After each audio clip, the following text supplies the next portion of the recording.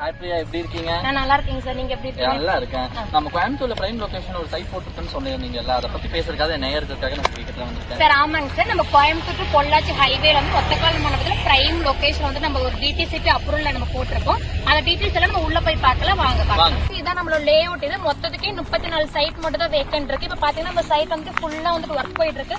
Drainage work நடந்துட்டு இருக்கு. EB connection கட்டி வாட்டர் டேங்க் வந்து கட்டிட்டு இருக்கோம். நம்ம இதான் சூப்பரான லே அவுட். தார் ரோட் வந்து நம்ம ரெடி பண்ணிட்டு இருக்கோம். இதை விட்டிங்க அப்படின்னா பெஸ்டான சைட் நம்ம ஒத்தக்கால் மண்டபத்துல கிடையவே கிடையாது. இதுதான் நம்மளோட லே அவுட் ஸ்கெட்ச். மொத்தத்துக்கு 34 சைட் மட்டும் தான் இருக்கு.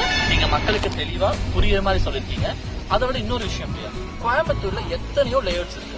அதை விட எக்ஸ்பெஷலி ஒத்தக்கால் மண்டபத்துல ஏன் வந்து மக்கள் வாங்கணும்? இது ஒரு நல்ல கேள்வி. இந்த சைட் ஏன் வாங்கணும் அப்படின்னா ஆன் ரோட் ப்ராஜெக்ட்லயே இருக்கு. அதுவும் இல்லாம இங்க சுத்தி பாத்தீங்க அப்படின்னா ஃபுல்லி ரெசிடென்ஷியலான ஏரியா தான். ஆன் ரோட் ப்ராஜெக்ட்ல இருக்கிற சைட்ல எல்லாமே வந்து இந்த ரேட்டுக்கு வேற யாருமே கொடுக்கவே இல்லை.